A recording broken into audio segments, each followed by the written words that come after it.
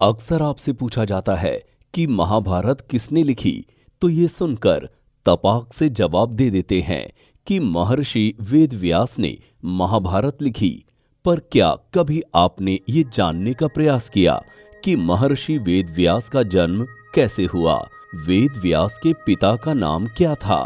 वेदव्यास की माता का नाम क्या था? तो चलिए आज के इस एपिसोड में हम आपको इन महापुरुष के बारे में बताते हैं। महर्षि वेदव्यास के पिता का नाम महर्षि पाराशर था। वेदव्यास महर्षि पाराशर के कानीन पुत्र थे। अब सवाल ये है कि कानीन पुत्र क्या होता है? आसान शब्दों में कानीन पुत्र उन्हें कहा जाता था जो किसी अविवाहित कन्या के गर्भ से जन्म लेता हो। उदाहरण के लिए महाभारत का महान योद्धा और दुर्योधन का परम मित्र कुंती पुत्र महाबली कर्ण। वेदव्यास की माता का नाम सत्यवती था। आपको ये जानकर भी आश्चर्य होगा कि वेदव्यास की माता सत्यवती पितामह भीष्म की भी विमाता थी। सत्यवती मछुआरों के सरदार की पुत्री थी। सत्यवती नित्य प्रतिदिन पथिकों को नौका द्वारा नदी पार करवाती थी। वे अपने अभूतपूर्व सौंदर्य की धनी थी, परंतु वो मछलियों का व्यापार करती थी। इस कारण से सत्यवती के शरीर से मछली की गंध आती थी। इसी कारण सत्यवती का दूसरा नाम मत्स्य गंधा भी पड़ गया। मत्स्य गंधा मतलब मछली की गंध वाली। एक बार की बात है, पाराशर ऋषि सत्यवती की नाव में बैठकर नदी पार करने के लिए गए, परंतु हुआ कुछ ऐसा कि बीच नदी में अपूर्व सौंदर्य की धनी सत्यवती को देखकर पाराशर ऋषि के मन में काम का भाव उत्पन्न हो गया।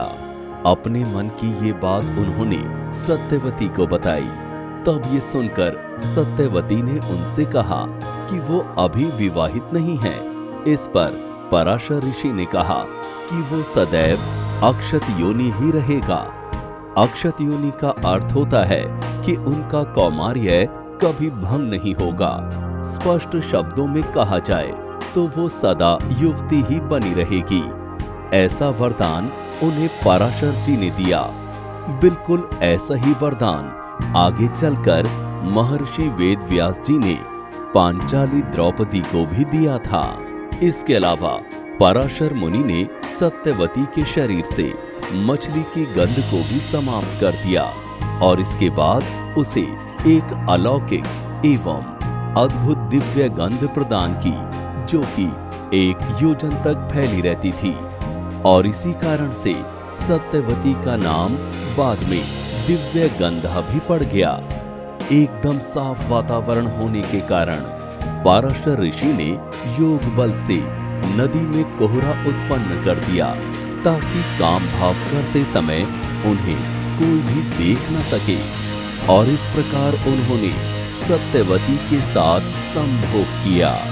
चूंकि ऋषि ने उन्हें एक वरदान पहले ही दे दिया था, इसलिए उस वरदान के कारण सत्यवती पुनः कुंवारी कन्या बन गई। समय आगे बढ़ता गया और कुछ समय के बाद उन्हें एक पुत्र रत्न प्राप्त हुआ, जिसका वर्ण काला था। समाज के भय के कारण सत्यवती और उसके पिता ने उस बालक को एक द्वीप पर छोड़ दिया। इसीलिए उनका नाम कृष्ण देपायन व्यास पड़ा। आगे चलकर वे अपने पिता के समान ही वो महान ऋषि बने और महाभारत की रचना भी की।